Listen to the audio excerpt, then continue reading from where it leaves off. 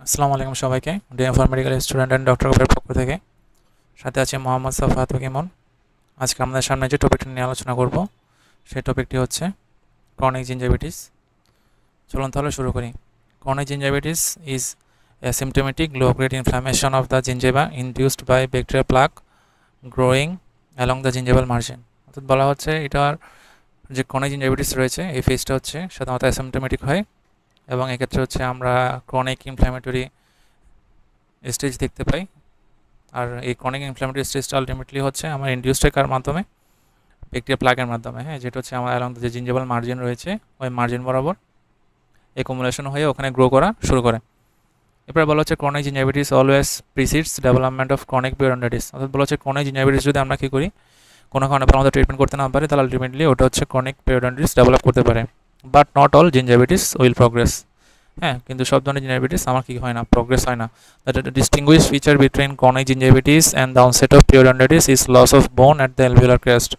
অর্থাৎ ক্রনিক পিরিয়ডাইটিসের একটা ক্লিনিক্যাল স্পেশাল ফিচারই হচ্ছে এখানে বোন লসের হিস্ট্রি থাকবে বা প্যাটার্ন আমরা দেখতে পাবো ক্লিনিক্যালি ও রেডিওগ্রাফিক্যালি মেইনলি। হ্যাঁ, কিন্তু আমরা ক্রনিক জিঞ্জাইভিটিসের মধ্যে এ ধরনের কোনো আমরা ফাইন্ডিংস পাবো না।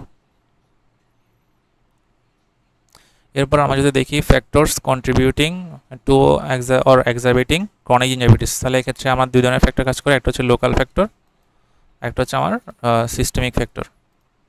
তাহলে আমার হচ্ছে সিস্টেমিক বা লোকাল ফ্যাক্টরের মধ্যে যদি আমরা প্রথমে দেখি পাচ্ছি হচ্ছে পোর টুথ ক্লিনিং টেকনিক, এরপরে বলা হচ্ছে dental irregularities and providing stagnation area, আর হচ্ছে ফল্টি বা ওভারহেডিং যে রেস্টোরেশনস রয়েছে ওটার কারণে। আলটিমেটলি আমাদের কোনো কারণে যদি কি হয় একটা স্টেগনেশন এরিয়া ফর্মেশন হয়, তাহলে ওখানে ক্রনিক জিঞ্জাইভিটিসের চান্স থাকতে পারে। এরপরে সিস্টেমিকের মধ্যে বলা হচ্ছে প্রেগনেন্সি অথবা হচ্ছে আমার ডাউন সিনড্রোম, এরপর হতে পারে আনকন্ট্রোলড বা পোরলি কন্ট্রোলড ডায়াবেটিস মেলাইটাস। এরপর আমরা যদি clinical feature of chronic gingivitis নিয়ে একটু দেখতে চাই, তাহলে দেখা যাচ্ছে the gingiva become red and slightly swollen with oedema along the gingival margin.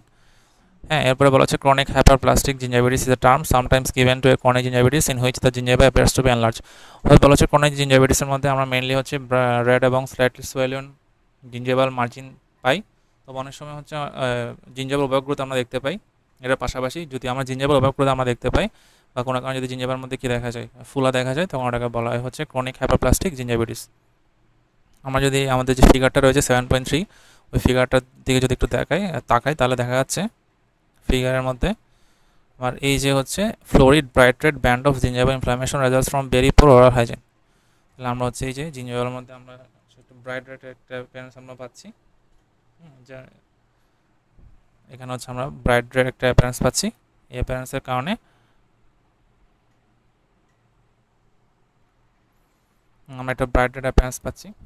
তাদের হচ্ছে আমরা 1/3 থেকে শুরু করে মিডলটার দিকে। হ্যাঁ, তাহলে এই যে ব্রাইট রেড যে অ্যাপিয়ারেন্সটা আমরা দেখতে পাচ্ছি, এই অ্যাপিয়ারেন্সের কারণে অনেক সময় সিভিয়ার যে জিঞ্জাইভিটিসের যে হচ্ছে ফিচারটা, ওই ফিচারটা আমরা ক্লিনিক্যালি কোরিলেট করতে পারি। এরপরে বলা হচ্ছে প্যাথোলজি। হ্যাঁ, আমরা যদি প্যাথোলজি নিয়ে একটু জানতে চাই, তাহলে প্যাথোলজির মধ্যে আমরা দেখতে পাচ্ছি by definition inflammation in gingivitis is restricted to the gingival margin. অর্থাৎ বলা হচ্ছে এক্ষেত্রে যে ইনফ্লামেশনের যে সিকুয়েলটা থাকে এটা মার্জিন বরাবর আলটিমেটলি কী থাকে, আমার লোকালাইজ থাকে, but does not effect the periodontal ligament or বোন। তাহলে এক্ষেত্রে পেরিওডন্টাল লিগামেন্ট অর বোনের মধ্যে কোনো ধরনের আমরা কোনো ইনফেকশন বা কোনো ইনফ্লামেশন হিস্ট্রি পাই না। ঠিক আছে, তাহলে আমরা যদি এই ফিগারটা যদি একটু দেখি 7.4 ফিগারটা, তাহলে এখানে বলা হচ্ছে the epithelial attachment remains at the level of the amelocemental junction.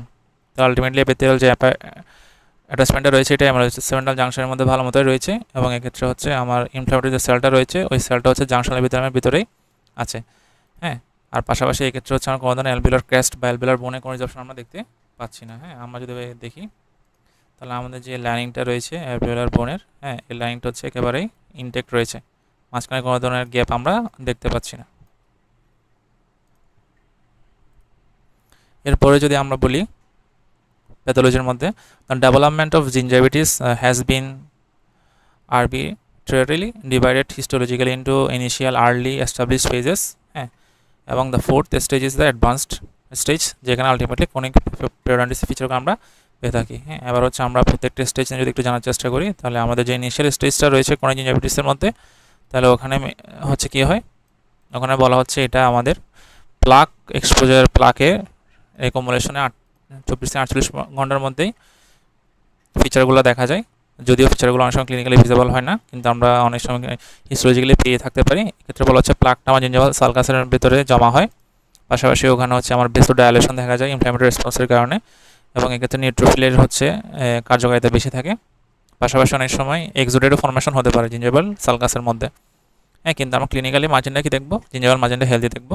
এরপরে বলা হচ্ছে after 1 week the early phase starts with epithelial hypoplasia and development of a deep and crevice and inflammation is visible clinically। বলা হচ্ছে যখন initial stage হয় তখন ultimately আমাদের যে জিঞ্জাভাল সারফেসটা রয়েছে, এই জিঞ্জাভাল সারফেসটা হচ্ছে আমার নর্মাল থাকে, রেডিশ বা কোনো ধরনের সোয়েলিং অ্যাপিয়ারেন্স থাকে না। কিন্তু যখনই আমার প্রায় সপ্তাহখানেক সময় হয় তখন ওখানে নিউট্রোফিল সহ অন্যান্য ইনফ্ল্যামেটরি সেলের অ্যাক্টিভিটির কারণে আলটিমেটলি আমার হাইপারপ্লাসিয়া ডেভেলপ করে, এবং যে ক্রিভাইস বলতে হচ্ছে যে সালকাসটা রয়েছে দাঁতের জিঞ্জাভাল মার্জিন বরাবর যে ফ্রি জিঞ্জাভাল ভেতরে যে একটা সালকাস রয়েছে, ওই সালকাসের মধ্যে অনেক সময় আমার যে লেংথ বা হাইপারপ্লাসিয়ার কারণে সালকাসটা ডিপ হয়ে যায়।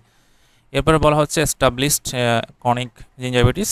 তাহলে এটা কখন শুরু হয়, এটা হচ্ছে আমার ডেভেলপস আফটার 2 to 3 উইকস, অর্থাৎ 2 থেকে 3 সপ্তাহ পরে হচ্ছে এটা কি ডেভেলপ করা শুরু করে বা গ্রো করা শুরু করে। এরপরে বলা হচ্ছে এক্ষেত্রে ডিপ ডেন্স প্রেডোমিনেন্টলি প্লাস মাসাইটিক ইনফিলট্রেট, অর্থাৎ প্লাজমাসাইটিক ইনফিলট্রেট এর আগেও ছিল, তবে ওক্ষেত্রে আমার নিউট্রোফিলের আধিক্য ছিল, এক্ষেত্রে হচ্ছে আমার প্লাজমা সেলের আধিক্য আমরা দেখতে পাবো। এরপর বলা হচ্ছে infiltrate fills but limited to the interdental papilla, অর্থাৎ এক্ষেত্রে হচ্ছে ইন্টারডেন্টাল যে পেপিলা বা স্পেস রয়েছে ওই ইন্টারডেন্টাল পেপিলার মধ্যে আলটিমেটলি আমার ইনফিলট্রেশনগুলো লোকালাইজড থাকে। এরপরে বলা হচ্ছে destruction of superficial connective tissue fibre. তাহলে আস্তে আস্তে হচ্ছে এটা কী হয়, এটা হচ্ছে আমাদের যে ফাইবার টিস্যু বা কানেক্টিভ টিস্যুগুলো রয়েছে ওই টিস্যুর মধ্যে ডিস্ট্রাক্টিভ অ্যাক্টিভিটি করা শুরু করে, এবং জিঞ্জাভাল ক্রিভিসটা আরও বেশি কী হয়, ডিপেন্ড হয়ে যায়। পাশাপাশি আমাদের এপিথেলিয়াল যে অ্যাটাচমেন্টটা রয়েছে ওই অ্যাটাচমেন্টটা তখনও বিদ্যমান থাকে, এবং এলভিলার বোন পেরোনাল লিগামেন্টগুলো তখনও কি থাকে, ইনটেক্ট থাকে। কিন্তু বলা হচ্ছে after about 3 weeks the advance stage is characterised by extension of plaque into the crevice, loss of bone and disruption of the periodontal ligament pocketing. অর্থাৎ ইনিশিয়াল স্টেজের 1 সপ্তাহ পর থেকে আলটিমেটলি আমাদের কী হয়, এস্টাবলিশড ক্রনিক জিঞ্জাইভিটিসের সিকুয়েলগুলো দেখা যায়। আর এস্টাবলিশড ক্রনিক জিঞ্জাইভিটিস যদি কী করে আমার 3 উইকস পর্যন্ত পারসিস্ট করে, তো আলটিমেটলি এর পরে আমরা দেখতে পাই হচ্ছে কি অ্যাডভান্সড স্টেজ, যেটাকে বলা হয় ক্রনিক পিরিয়ডন্টাইটিসের সিকুয়েলি। ওই সময় আমরা অ্যালভিওলার বোন এবং পেরোনাল লিগামেন্টের মধ্যে ক্ষয় দেখতে পাই, যার কারণে আমাদের পকেটিং, পেরোডন্টাল যে পকেট রয়েছে ওই পকেট ফর্মেশন হওয়া শুরু হয়। এরপর আমরা যদি মাইক্রোবায়োলজি নিয়ে একটু আলোচনা করি, মানে কোন কোন ফ্যাক্টর বা মাইক্রো অর্গানিজমগুলো আমাদের জিঞ্জাইভিটিসের জন্য দায়ী, আমরা যদি একটু দেখি তাহলে দেখতে পাচ্ছি এক্ষেত্রে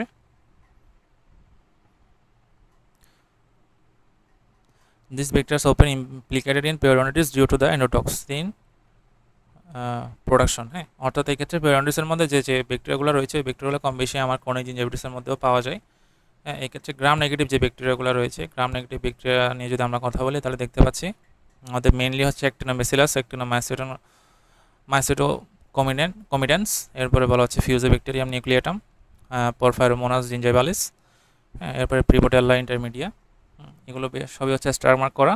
হ্যাঁ, কারণ হচ্ছে এগুলো খুব কমনলি আমরা কি পিরিয়ডন্টাল প্যাথোজেন হিসেবে পাই, খুব কমনলি পাওয়া যায়। ঠিক আছে, তাহলে এই বেশিরভাগই হচ্ছে কমন ফিউজোব্যাকটেরিয়াম, পরফাইরোমোনাস, প্রিবোটেল্লা, এরপর হচ্ছে আমার টেরেনাল্লা, ফোরসাইথ্রিয়া। এরপর হচ্ছে গ্রাম পজিটিভের মধ্যে আমরা মেনলি পাই হচ্ছে ইউব্যাকটেরিয়াম, নোডাটাম। হ্যাঁ, যদিও একটু আনকমন, তবে আমরা গ্রাম নেগেটিভটা মেনলি পেয়ে থাকি, কারণ ওখানে আলটিমেটলি যেহেতু অক্সিজেন বা হচ্ছে আমার মোরাল কিউবেট এক্সপোজার থাকে না ওই জায়গার মধ্যে, এবং জায়গাটা যেহেতু হচ্ছে আমার যে জাংশন রয়েছে জিঞ্জাইভাল বা জাংশন এপিথেলিয়ামের নিচে হচ্ছে কনফাইন্ড থাকে, তাহলে ওই ক্ষেত্রে আলটিমেটলি গ্রাম নেগেটিভ ব্যাকটেরিয়াগুলো আক্রমণ করা শুরু করে।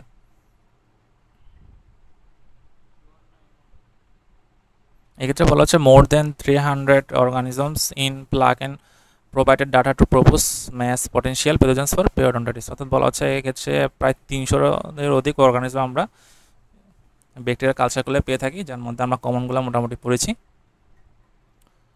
এবার আমরা যদি দেখি আমাদের যে হচ্ছে কি pathogenic feature of dental plaque, অর্থাৎ ডেন্টাল প্লাকের মধ্যে কী কী ফিচার রয়েছে, যেটা কারণে আলটিমেটলি এটা জিঞ্জাইভিটিস পিরিয়ডন্টাইটিসের মতো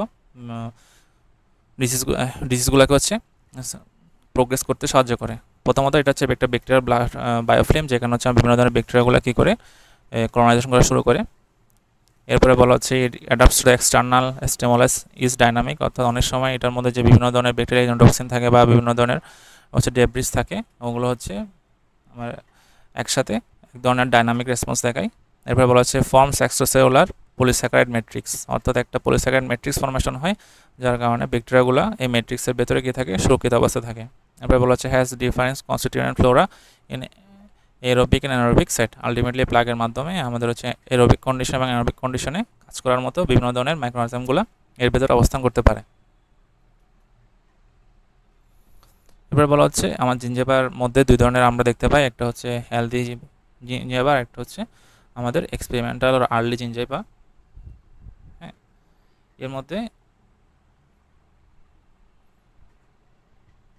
হেলদি জিঞ্জাবা যেটা বলা হচ্ছে, ওখানে হচ্ছে আমাদের প্লাগটা কি থাকে সুপ্রা জিঞ্জেবাল অ্যান্ড 3, অর্থাৎ আমাদের জিঞ্জেবাল যে সুপিরিয়র যে সার্ফেসটা রয়েছে ওখানে প্লাগটা কনফাইন থাকে, এবং এক্ষেত্রে বলা হচ্ছে 10 to 20 সেলস থিক, এবং গ্রাম পজিটিভ ব্যাকটেরিয়াগুলো এই সময় ডমিনেন্ট থাকে। পাশাপাশি একটি মাইসিস স্পিসিস রুথিয়া, ঠিক আছে, এবার স্ট্রেপ্টোকক্কাস এপিডার্মিডিস এগুলো থাকে।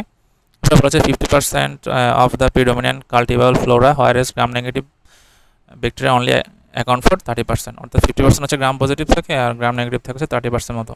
এরপর আর্লি জিঞ্জাইভিটিসের মধ্যে আমরা দেখতে পাই এটা হচ্ছে আস্তে আস্তে হাইপারপ্লাসিয়া দেখা যায়, যার কারণে 100 to 30 সেলস থিক হয় এবং অ্যাক্টিনোমাইসিস স্পিসিসগুলো এই সময় প্রিডমিনেন্ট থাকে। এরপরে কনাই জিঞ্জাইভিটিস নিয়ে যদি আমরা আলোচনা করি, এখানে দেখা যাচ্ছে গ্রাম নেগেটিভ ব্যাকটেরিয়াগুলো এই সময় সবচেয়ে বেশি প্রিডমিনেন্ট থাকে, পাশাপাশি আমার প্লাগটা কী হয় এই সময় অ্যানারোবিক হয়ে যায়। এরপরে বলা হচ্ছে বিয়ানোলা যে ব্যাকটেরিয়া স্পিসিস রয়েছে, ফিউসে ব্যাকটেরিয়াম এবং ক্যাম্পাইলোব্যাক্টর, এগুলো সবচেয়ে বেশি এই সময় অ্যাক্টিভ থাকে। এরপর আমরা কিছু টার্ম নিয়ে আলোচনা করব। এই টার্মের মধ্যে রয়েছে ক্যালকুলাস। ক্যালকুলাসটা হচ্ছে কি in gingival health and gingivitis, calculus is almost exclusively supragingival and forms opposite the orifices of major salivary glands in the lower incisor and upper first molar areas। হচ্ছে ক্যালকুলাসটা হচ্ছে কি একটা ক্যালসিফাইড প্লাগ। ক্যালসিফাইড প্লাগকে কি বলা হয়? Calculus বলা হয়, এবং এটা মেইনলি কোথায় হয়? মেইনলি হচ্ছে আমার যেখানে মেজর সালভারি গ্ল্যান্ডগুলো অবস্থান করে। হ্যাঁ, প্রথমত হচ্ছে আমার লোয়ার ইনসিসর, এরপরে হচ্ছে আপার ফার্স্ট মোলার, হ্যাঁ, যেখানে হচ্ছে আমার সাব লিঙ্গুয়াল এবং হচ্ছে পেরোটিড গ্ল্যান্ডের ওপেনিং থাকে। এরপর আমরা যদি এখন কোনিক জিঞ্জাইভিটিসের ম্যানেজমেন্ট নিয়ে আলোচনা করি, তাহলে বলা হচ্ছে supported by probing to assess, অর্থাৎ আমরা ক্লিনিক্যালি কী করি? ক্লিনিক্যালি আমরা প্রোবিং করি, দেখি কোনো ধরনের ব্লিডিং আছে কিনা, কোনো ধরনের এক্সক্লুড আছে কিনা, loss of attachment of connective tissue.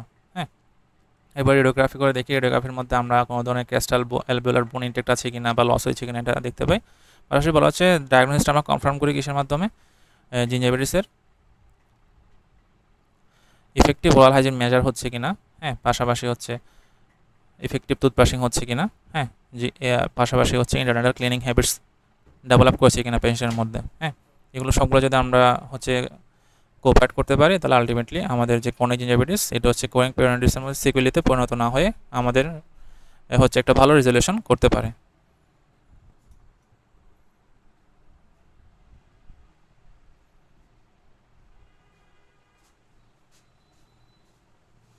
এরপরে বলা হচ্ছে কিছু সিস্টেমিক ফ্যাক্টরসের কারণে কোনিক জিঞ্জাইভিটিসটা হওয়ার অনেক বেশি চান্স থাকে। এক্ষেত্রে হচ্ছে প্রেগনেন্সি একটি কমন ফ্যাক্টর। মেইনলি হচ্ছে কখন হয়? ফার্স্ট 2 months অফ প্রেগনেন্সিতে হয়ে থাকে। কারণ কারণ ওই সময় হচ্ছে আমাদের এদের ওরাল হাইজিন হ্যাবিট পোর থাকে, ইনফ্ল্যামেটরি এরিথ্রেমা ফর্মেশন হয়, ব্লিডিং হয়, হ্যাঁ, এবং অ্যাডেমা হওয়ার চান্স থাকে।